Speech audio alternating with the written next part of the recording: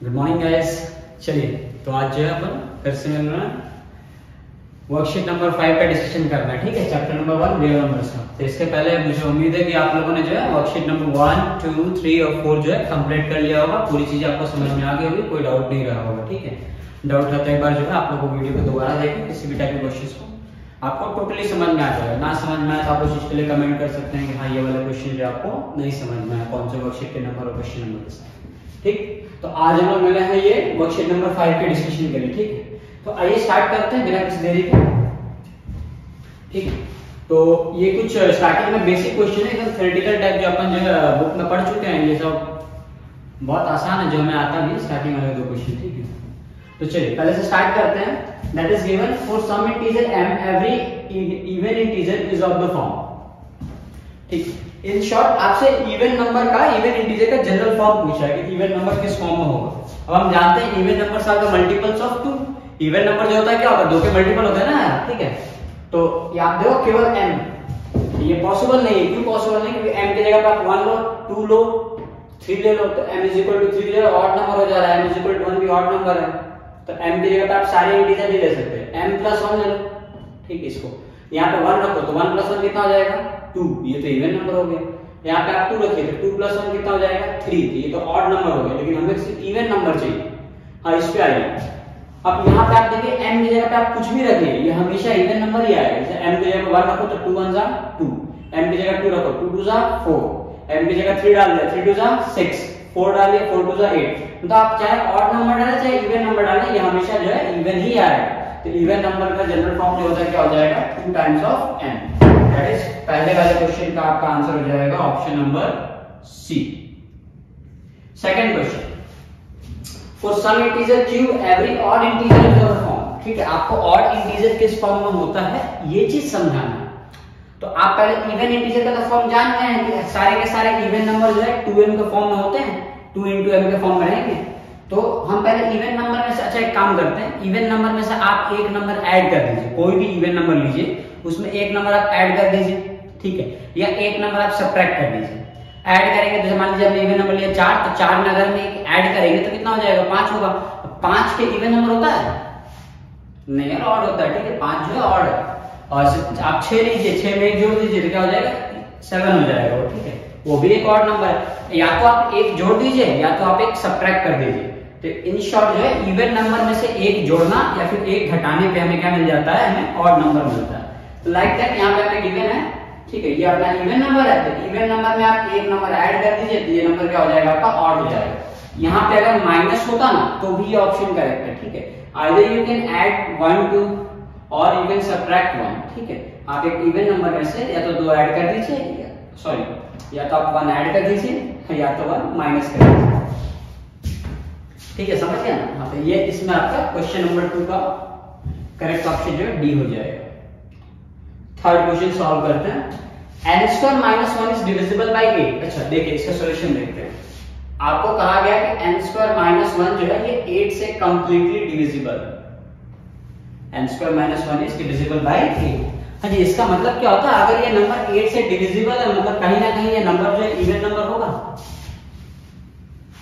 कोई भी नंबर जो 8 के टेबल में डिवाइड हो रहा है, ठीक है, 8 से आप डिवाइड करो, आप देखिए 8 से डिविजिबल है, इसका मतलब ये है कि वो 2 से भी डिविजिबल होगा। 2 से डिविजिबल होगा मतलब क्या, वो इवन नंबर होगा। क्लियर? आप इस चीज को जरा सोचिए, 8 का आप कोई भी टेबल ले लीजिए, 16 24 कोई भी टेबल, तो सारे के सारे नंबर के इवन नंबर आते हैं 8 में, 8 के टेबल में तो आएंगे, ऑब्वियसली आएंगे। तो ये अगर 8 से डिविजिबल है मतलब ये नंबर क्या हो गया, इवन नंबर। ठीक, अब देखिए अगर ये नंबर टोटल इवन है मतलब 1 माइनस करने के बाद n², अब इसको जरा देखिए, n² में से 1 माइनस करने पे ये नंबर क्या बन जा रहा है, इवन।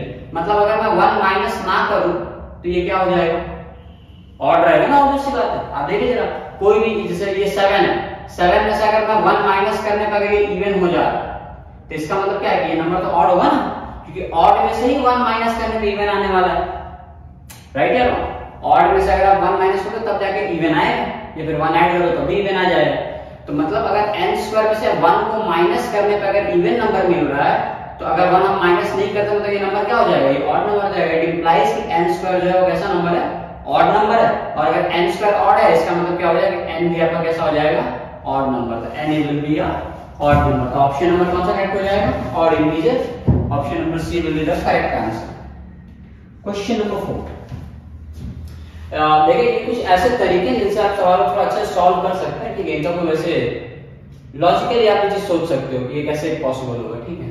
क्वेश्चन नंबर 4 को देखिए। If the HCF of 65 and 117 is expressible in the form of 65 m minus 117, then the value of m is, ठीक है। तो आपसे पूछा गया कि HCF of 65 and 117 is expressible, तो इसके HCF पहले हम निकाल लेते हैं, ठीक है। 65 और 117 का देखिए इसका HCF निकालना आसान है, ठीक है। 65 को अपन क्या 13 into 5 लिख सकते हैं, और 117 को अपन जो है 13 into 9 लिख सकते हैं। अब दिख रहा है दोनों का कॉमन फैक्टर क्या दिख रहा है, हाईएस्ट कॉमन फैक्टर, ठीक है 13। जिन लोगों को ये डायरेक्ट वाला मेथड ना आ रहा हो तो वो लोग क्या कर सकते हैं, वो प्राइम फैक्टराइज कीजिए या तो यूक्लिड डिवीजन एल्गोरिथम आप अप्लाई करें, ठीक है। तो यहां से हमें क्या दिख रहा है कि दोनों का एचसीएफ कितना है, 13 है सर, ठीक है। तो अपने को क्या गिवन है वहां पे 65m माइनस, इसको बोला गया है कि इन दोनों का जो एचसीएफ है इज एक्सप्रेसिबल, उसको इस फॉर्म में एक्सप्रेस किया गया। तो इसको एक्सप्रेस कर देते हैं, 65m माइनस 117 जो है इसको 13 के बराबर करें। 13 को ही हमने ऐसा एक्सप्रेस किया, 13 को ही हमने इस तरीके से लिखा हुआ। अब जरा m की वैल्यू निकालने की कोशिश करते हैं, तो यहां से आपको मिलेगा 65m is equal to 13 plus 117। ये वाली फोटो दिख रही है, इसको उठा उधर फेंक दो आप, ठीक है। तो यहां से मिला 65m इज इक्वल टू 113, 65 1 65 2 जाते हैं, here we will get m is equal to 2। तो आपको यहां से मिल जाता है m की वैल्यू कितनी आ जाएगी, 2 आ जाएगी। m इज इक्वल टू 2 यानी फोर्थ का ऑप्शन नंबर क्या आ जाएगा, बी आ जाएगा। Question number 5। The largest number which divides 70 and 125, leaving remainders 5 and 8, ठीक है। तो सबसे बड़ा नंबर आपको बताना है कि जो 70 और 125 को डिवाइड कर रहा है और उनमें रिमाइंडर डिवाइडेड है 5 और 8 उनका जो है रिमाइंडर आ रहा है। आप इस क्वेश्चन को पहले समझिए, ठीक है। मान लीजिए कि एक नंबर है a, ये 70 को डिवाइड किया हमने इससे, और सेम इसी नंबर से हमने डिवाइड किया 125 को। तो जब 70 से हमने इसको डिवाइड किया तब इसमें रिमाइंडर कितना है 5, और 125 को जब डिवाइड किया तो रिमाइंडर कितना है 8। ये देखिए यहाँ पे लिखा हुआ है। क्वेश्चन जो है बहुत इंपॉर्टेंट टाइप का क्वेश्चन है। इस टाइप के क्वेश्चन एग्जाम में तो हालांकि नहीं पूछे जाते, बट हाँ आपको अच्छे बुक्स में ये किताब में क्वेश्चन मिल जाएगा। ये क्वेश्चन भी अच्छा आपको आना चाहिए और बहुत सिंपल है ये, ठीक है। इसके पीछे का लॉजिक समझते हैं अपन। The largest number which divides, सबसे बड़ा नंबर जो डिवाइड कर रहा है किसको, 70 को और 125 को। 70 को भी डिवाइड करेगा और 125 को भी डिवाइड करेगा। लीविंग रिमाइंडर 5 है, तो उसमें रिमाइंडर कितना बच जा रहा है, पहले वाले में 5 और दूसरे वाले में 8, ठीक है। यहाँ पे रिस्पेक्टिवली लिखा हुआ है, ठीक। रिस्पेक्टिवली का मतलब ये नहीं होता कि इज्जत से, यार रिस्पेक्टिवली का मतलब होता है कि ऑर्डर में, जैसे पहले 70 तो 70 का रिमाइंडर 5, 125 तो 125 का रिमाइंडर 8। ये होता है रिस्पेक्टिवली का मीनिंग। तो कभी भी आजकल ऐसा लिखा हो, ठीक है, ऐसे होता है। अगर ऐसे क्लास में पढ़ा रहा था रिस्पेक्टिवली, तो बच्चों को लगा इज्जत से सर बोल रहे हैं, सवाल सॉल्व कर लो, ठीक है। ऐसा कुछ बोल नहीं होता कि एकदम इज्जत से करना है। ये रिस्पेक्टिवली का मीनिंग आपको जिन लोगों को ना पता हो, वैसे तो नॉर्मली पता होना चाहिए। आप लोग सब अंग्रेजी माध्यम के छात्र हो, से क्लियर। हाँ, तो रिस्पेक्टिवली का सिंपल मतलब क्या हो गया कि ऑर्डर में, ठीक है। अब हम समझते हैं, तो आप ये ध्यान से समझिए। अगर हमने a से इसको डिवाइड किया तो रिमाइंडर 5 बचा। अगर ये 5 मैं इसमें से माइनस कर दूंगा तो क्या ये रिमाइंडर कितना बचेगा, 0 बचेगा। ये नंबर जैसे अगर मैं 5 माइनस कर दूं, जितना रिमाइंडर जैसे आप देंगे आप 9 है, आप 9 को डिवाइड करें 2 से, तो 2 4 का कितना आ रहा है 8, और आंसर कितना आ रहा है 1। तो अगर आप ये 1 इसमें माइनस कर दें तो कितना आ जाएगा 8 को 2 से डिवाइड कर, आप देखिए रिमाइंडर में 0 आ जाएगा। आ रहा है कि नहीं आ रहा है। तो जो रिमाइंडर आता है उस रिमाइंडर को मैं इसमें माइनस करूं तो क्या ये कंप्लीटली डिविजिबल हो जाएगा, रिमाइंडर 0 आ जाएगा। इसमें से आप 5 माइनस कर दो तो नंबर क्या हो गया 65। इसमें से 8 माइनस करना होगा सेम एज इट इज, तो ये नंबर क्या हो जाएगा 117। अब सबसे बड़ा नंबर कौन सा है जिससे ये भी डिवाइड हो जाएगा और ये भी डिवाइड हो जाएगा, तो वो नंबर क्या होगा, इन दोनों का HCF, हाईएस्ट कॉमन फैक्टर। तभी तो 65 को डिवाइड हो जाएगा, डिवाइड हो जाएगा। तो सबसे बड़ा नंबर कौन सा हो जाएगा, उनका HCF। आप जो सिंपली 65 और 117 का HCF निकाल लीजिए। ये अभी जस्ट मैंने निकाल के बता दिया, हमने लिखा गया है 65 और 117 दोनों का HCF 13 5 जा 39 जा 13 जो इनका HCF है। तो सबसे बड़ा नंबर कौन सा हो जाएगा 13 हो जाएगा। तो ये होगा सबसे बड़ा नंबर। आप 13 से इसको डिवाइड कीजिए 70 को, देखिए रिमाइंडर 5 आएगा। आप 13 से 125 को डिवाइड कीजिए, रिमाइंडर आपका 8 आएगा। तो ये जो करेक्ट ऑप्शन है, फिफ्थ का option number A. Now question number 6 को देखते हैं। इस टाइप के क्वेश्चन सीबीएसई के बोर्ड एग्जाम से पूछे जाते हैं, ठीक है। ये एकदम क्लैरिफाई रखा है कि बोर्ड एग्जाम में एक तरह से क्वेश्चन आते ही आते हैं इस टाइप के सीबीएसई एग्जाम में, ठीक है। और आप लोगों को शायद टेस्ट वगैरह में भी आ जाए। देखते हैं, तो इफ टू पॉजिटिव इंटीजर्स, ये पॉजिटिव लिखा है, ठीक है, दो पॉजिटिव इंटीजर्स हैं a और b, ठीक, are written as a is equal to x cube y square and b is equal to xy cube, that is x and y are where x and y are prime numbers, तो x और y जो है prime numbers, then HCF of a, ठीक। तो आप समझिए कि a एक नंबर है, पॉजिटिव नंबर, और b भी एक नंबर है। तो आपने a को प्राइम फैक्टराइज किया, जैसे आप कैसे प्राइम फैक्टराइज, जैसे आपने 20 को प्राइम फैक्टराइज किया, आप कैसे लिखते हैं, ये लिखते हैं आप 2 का स्क्वायर इनटू 5 का पावर 1, ठीक है। आपने जो है 30, मान लीजिए सिंपली ऐसा, आपने 40 को प्राइम फैक्टराइज किया, तो आप लिखते हैं 2 raised to 3 इनटू 5 लिखते हैं। तो इस तरीके से आप अपना सॉल्यूशन लिखते हैं। तो मान लीजिए a लिखा हुआ, तो a is equal to x cube y square, इस फॉर्म में डाल दीजिए आप, और b एक नंबर है, उसको प्राइम फैक्टराइज करने पे भी x y ही आया, x का पावर 1 है और y का पावर 3 है। अब इसमें आपको क्या बोला है, इसका HCF निकालना। तो दो नंबर का जब HCF आप कैसे निकालते हैं, तो जैसे ये दो नंबर इनका HCF निकालना, तो हम क्या करेंगे, दोनों में कॉमन फैक्टर क्या देखें, दोनों में 5 आ रहा है, दोनों में 2 आ रहा है, तो इसमें 2 भी आएगा। जैसे मान लीजिए यहाँ पे देखें HCF ऑफ 20, 40, तो इसमें क्या 2 भी आएगा और 5 भी आएगा, लेकिन दोनों का पावर छुटाएंगे, 2 का पावर 2 आएगा, 2 का पावर 3 आएगा, 2 का पावर 2 आएगा, और 5 का पावर 1 है दोनों में, तो 5 का पावर 1 आएगा। तो ये इसका HCF हो जाता है। तो सेम आपको यहाँ करना है, a is equal to x cube y square है, और यहाँ पे b is equal to x y cube है, तो x इसमें भी है, x इसमें भी है, तो x आ जाएगा, y इसमें भी है और इसमें y है, तो इसमें भी y आ जाएगा। अब पावर छोटे ले लेते हैं, यहाँ पे x का पावर 1 है, तो x का पावर 1 ही आएगा, और y का छोटा क्या, y का पावर होता है x y स्क्वायर, तो ये जो है इसका HCF हो जाएगा x y square, option number D. इस चीज से एकदम क्लियर हो जाए, ये एकदम आपको अच्छे समझ में आना चाहिए, ठीक है। तो ऑप्शन नंबर बी जो है इसका आंसर हो जाएगा। जैसे ये किया हमने, वैसे ये करना है आपको, ठीक है, क्लियर, ओके। क्वेश्चन नंबर 7, सवाल नंबर 7 है, ठीक है। देखो सुन, तो जहां से उसमें x y यूज किया गया था, वैसे यहाँ पे a और b यूज किया गया है, तो बहुत बड़ी चीज नहीं है, 3 मारने वाला काम नहीं है, ठीक है। तो निकालते हैं, दो पॉजिटिव इंटीजर है p और q है, p को हमने इस फॉर्म में लिखा और q को हमने इस फॉर्म में लिखा है, बराबर। और p और q, a और b जो है प्राइम नंबर है, ऑब्वियसली ये प्राइम नंबर है ना, प्राइम फैक्टराइज करने पे आता है ये a b। अब आपको एलसीएम निकालना है p q का, तो एलसीएम में क्या करते हैं, सारे नंबर लिखते हैं, इसमें a है, इसमें b है, इसमें भी a और b है, तो एक काम करें, a b तो आएगा ही आएगा, a b लिख दीजिए। अब सबके हाईएस्ट पावर लेना होता है ना एलसीएम में, तो इसका a का हाईएस्ट पावर 3 है, और यहाँ पे a का पावर 1 है, हाईएस्ट पावर a का क्यूब हो जाएगा, और b का हाईएस्ट पावर यहाँ पे b स्क्वायर, यहाँ पे b है, तो यहाँ पे b का स्क्वायर हो जाएगा हाईएस्ट पावर। तो ये है जो है दोनों का एलसीएम हो जाएगा, a cube b square, a cube b square, और ये ऑप्शन नंबर सी। तो 7 का आंसर जो है क्या हो जाएगा, सी आ जाएगा।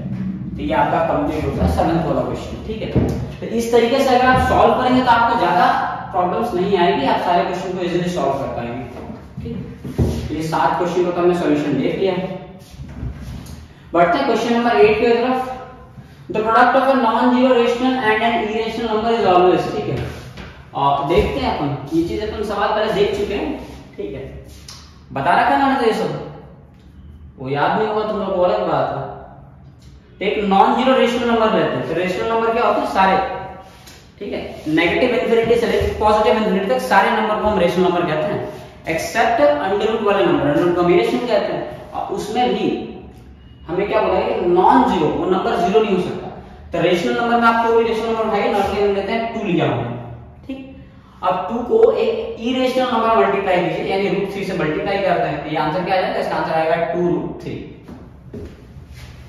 तो ये नंबर रेशनल है कि इरेशनल है, obviously it's an irrational number, ठीक है। ये आप ध्यान रखें, एक रेशनल में एक इरेशनल को मल्टीप्लाई करने पे आंसर हमेशा इरेशनल आता है, बस ये रेशनल नंबर जो है जीरो नहीं हो सकता, क्योंकि यदि ये जीरो हो गया, लेट्स से कि अगर 0 into √3 किया, तो ये तो बहुत सिंपल सा फंडा है कि 0 into any lambda is equal to, ठीक है, 0 into any lambda is equal to क्या हो जाएगा, 0 आ जाएगा, है ना। किसी भी नंबर में आप 0 से मल्टीप्लाई करें आंसर क्या आ जाएगा, 0, और 0 तो एक रेशनल नंबर है। तो ये पहली बार ऐसा होगा कि एक रेशनल में इरेशनल को मल्टीप्लाई करने पे आंसर रेशनल आ जाए, कब? जब ये नंबर जीरो हो। इसीलिए क्वेश्चन में क्या लिखा है कि नॉन जीरो, ये नंबर जीरो नहीं हो सकता, बाकी कोई भी नंबर हो। तो बाकी कोई भी नंबर में अगर मल्टीप्लाई करेंगे इरेशनल हो तो आंसर इरेशनल ही आएगा। तो product of a non zero rational and an irrational number is always irrational, always, ध्यान रखें। तो 8 का जो है ऑप्शन नंबर सी आ जाएगा। Is that clear? चलिए सर अभी क्वेश्चन नंबर 9 पे चलते हैं। 9th में क्या है? The least number that is divisible by all the numbers from 1 to 10, ठीक है। सबसे छोटा नंबर जो है that is divisible from 1 to 10, 1 से लेकर 10 तक के बीच में आने वाले सभी, बोथ इंक्लूसिव ना, मतलब 1 भी है 10 भी है। सबसे छोटा नंबर बताना है जो 1 से 2 से 3 से 4 से 5 6 7 8 और 9 और 10, सभी नंबर से डिविजिबल। तरीका क्या है? आप एचसीएफ निकाल लीजिए, हाईएस्ट कॉमन फैक्टर सभी का, ठीक है। आप एचसीएफ निकालेंगे? नहीं, एलसीएम निकाला जाएगा।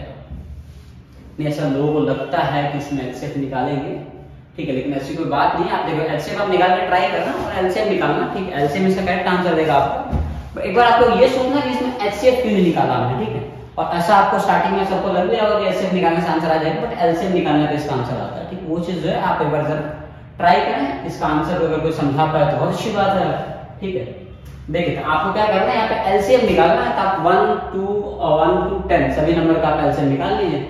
जब आप एलसीएम निकालेंगे तो आपका आंसर जो है 2520 आएगा, ठीक है। आप यकीन मानिएगा, ठीक है, यही आंसर आएगा। इतना भरोसा जो आप मेरे पे कर सकते हैं, आप ऐसे करके चेक कर लीजिएगा, ठीक है। और 2520 2520 ये नंबर आपको याद होना चाहिए, ठीक है, एकदम सेम टू सेम याद रहे, क्योंकि ये क्वेश्चन जो है बोर्ड एग्जाम में पूछा हुआ है। ये एमसीक्यूज में बोर्ड एग्जाम में गुजरात बोर्ड में पूछा हुआ क्वेश्चन है कि सबसे छोटा नंबर जो 1 से लेकर 10 तक सभी से डिविजिबल है, the least number which is divisible by all numbers from 1 to 10। तो उसके इसमें आपको क्या आंसर देना है? 2520, ठीक है। तो 2520 जो है इसका करेक्ट आंसर हो जाएगा, आप कैलकुलेट कर लीजिए। The decimal expansion of the rational number of 14587 जो भी है, ठीक है, अपॉन समथिंग दे रखा है, terminate after dash decimal places. तो बहुत आसान सी बात है, ठीक, आपको बताना है कि कितने डेसिमल प्लेसेस के बाद ये टर्मिनेट हो जाएगा। तो इसका मतलब आपको ट्रिक बता रहा था, आप नीचे वाले पहले प्राइम फैक्टराइज कीजिए 1250। तो हम जरा इधर देखते हैं 1250 को, हाँ देखेंगे, यही देख लेते हैं।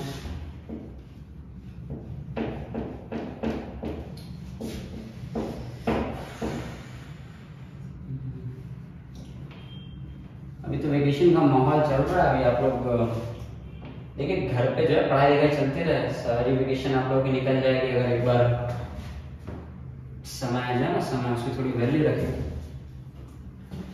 और साथ ही साथ जो चीजें कंप्लीट करते रहे, आप लोग कोशिश करें कि आप लोग आगे रहें हमेशा, ठीक है। आप स्कूल से या फिर ट्यूशन में आपको जो भी पढ़ाया जा रहा है इसको अच्छे से कंप्लीट करते रहें, वरना 10th जो है पूरा साल भर आप ऐसे देखते रहेंगे स्ट्रीम करके निकल जाएगा, ठीक है। आखिरी में आपको बहुत टेंशन हो जाएगी इस बात की, 10th में आप क्या करना है, कैसे करना। खैर ये अलग टॉपिक है, इस पर कई बात करते हैं, देखते हैं। फिर 9th का ना 2520 ऑप्शन नंबर डी टिक मार लीजिए। 10th वाले क्वेश्चन का सॉल्यूशन देखना अपने को।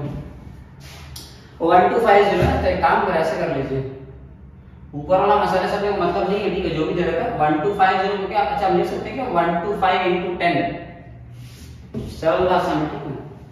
अच्छा फिर ये ऊपर वाले सब में कोई मतलब नहीं है, इसे छोड़ देते हैं अपन। 125 के 5 का पावर से लिख सकते हैं, ठीक है। और इनटू ये क्या हो जाएगा 2 into 5, 10 को 2 into 5 ले लेंगे।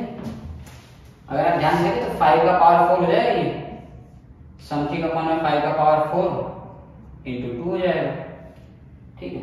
अब ये हाईएस्ट पावर इस फॉर्म में बताया था कि 2 और 5 का जो हाईएस्ट पावर, 2 का हाईएस्ट पावर कितना है 1 और 5 का हाईएस्ट पावर कितना है 4। 1 और 4 में बड़ा कौन सा होगा 4, तो 4 अगर बड़ा है तो ये 4 डेसिमल प्लेसेस के बाद ही कट जाएगा, टर्मिनेट हो जाएगा। ये सिंपल लॉजिक आपको यूज करेंगे, ठीक है। तो इसको हमने जब प्राइम फैक्टराइज किया तो हमें क्या रिजल्ट मिला, समथिंग अपॉन में 2 into 5⁴। अब क्योंकि 5 का पावर 4 है तो ये 2 का पावर 4 होगा तो हमारा काम हो जाएगा, ठीक है। आप वो अगर ना भी समझे, आप इतना समझे कि इनमें से 2 और 5 में से जिसका पावर बड़ा होगा, अगर 2 का पावर 7 होता तो ये 7 डिजिट के बाद टर्मिनेट होगा। अगर 5 का पावर 4 है मतलब ये 4 डिजिट के बाद टर्मिनेट हो जाएगा। तो ऑप्शन नंबर डी जो है करेक्ट ऑप्शन है, 10th का डी। क्वेश्चन नंबर 11 को देखिए ध्यान से, बस वही सेम लॉजिक लगा रहा है, कितना डिजिट का थर्ड है। अब देखिए 2 का पावर 2 है और 5 का पावर 1 है, तो दोनों में बड़ा कौन सा होगा 2 और 1 में? तो बड़ा क्या है 2, 2 का पावर 2 बड़ा है ना, और 2 का पावर 2 है ये, ऐसे नहीं बोला 2 का पावर 2 बड़ा, मतलब पावर को खाली देखिए, इसका पावर 2 इसका पावर 1, तो इन दोनों का पावर में से बड़ा पावर कौन सा है? ये वाला पावर बड़ा है, ठीक है। तो जो बड़ा होता है उतने ही डेसिमल प्लेसेस के बाद ये टर्मिनेट हो जाएगा, तो इसका 2 डेसिमल प्लेसेस के बाद ये टर्मिनेट हो जाएगा, that is option number B. तो 11th का बी जो है करेक्ट ऑप्शन है, ठीक है। तो आई होप सो कि आप सभी को ये सारी चीजें समझ में आ गई होंगी। ये आखिरी के 2 क्वेश्चन 10 11 जो है इंपॉर्टेंट है, इसे याद रखें, ये बोर्ड एग्जाम में पूछा हुआ सवाल, ठीक। और ये 5 6 भी आपको करने आना चाहिए, 6 और 7 बहुत अच्छे से आना चाहिए। क्वेश्चन नंबर 5 बोर्ड एग्जाम में तो ऐसे बहुत कम आया ही नहीं कभी, ठीक है, लेकिन फिर भी एक इंपॉर्टेंट क्वेश्चन है, आपको अच्छे से रेफरेंस बुक में क्वेश्चन मिल जाएगा। हाँ, इस टाइप के क्वेश्चन आपको मिल सकते हैं, बिल्कुल मिल सकते हैं, सीबीएसई विषय के क्वेश्चन आते भी हैं, ठीक है, हर साल आते हैं। और ये दोनों आपको याद रखना, मुंह पे रटा हुआ आना चाहिए कि इवन नंबर जो है 2n के फॉर्म में होता है, और ऑड नंबर जो है 2n में +1 कर दो या फिर -1 कर दो, ठीक है, तो उसका ऑड नंबर हो जाएगा ये। तो ये जो है आपका चैप्टर नंबर 1 यहाँ पे खत्म होता है। हम लोगों ने कंटिन्यूअसली मतलब चैप्टर नंबर 1 के वर्कशीट नंबर 1 2 3 4 5 5 वर्कशीट जो है डिस्कस कर डाला, ठीक है। 5 वर्कशीट्स में ऑलमोस्ट जो है 60 के अराउंड कुछ क्वेश्चंस होंगे, सभी में 12 क्वेश्चंस थे। आई थिंक इसमें सिर्फ 11 है, बाकी सब में 12 थे। तो आपने ऑलमोस्ट जो है 50 प्लस एमसीक्यू तो आपने कंप्लीट कर ही लिया, 55 प्लस, ठीक है। तो ये आप जिन लोगों को ये चीज जो है नहीं देखा है, तो आप लोग ये वीडियोस भी कंप्लीट कर लेना 1 से लेकर पूरा एकदम 5 तक। इससे होगा ये कि आप लोगों की चैप्टर नंबर 1 की एकदम बहुत अच्छी प्रैक्टिस हो जाएगी वर्कशीट्स पे, ठीक। आप ऑब्जेक्टिव्स पे आपकी कमांड अच्छी हो जाएगी, एमसीक्यू सॉल्व करने के तरीके आपको समझ में आएंगे, प्लस आपको चैप्टर नंबर 1 के काफी सारे शॉर्ट ट्रिक्स सीखने के लिए मिलेंगे, ठीक है। तो आई होप सो कि आप लोग चैप्टर नंबर 1 बहुत जल्द कंप्लीट कर लेंगे, और हम लोग नेक्स्ट बहुत जल्द मिलेंगे चैप्टर नंबर 2 के वीडियोस में, ठीक है। चैप्टर नंबर 2 का वर्कशीट का सॉल्यूशन भी मुझे देना ही है। इसके अलावा बाकी कुछ एक्स्ट्रा होता है तो आप लोग मुझे कमेंट्स में बताएं, जो चीजें मुझे करनी चाहिए तो अपन जो है ट्राई करेंगे, ठीक है। चलिए, थैंक यू।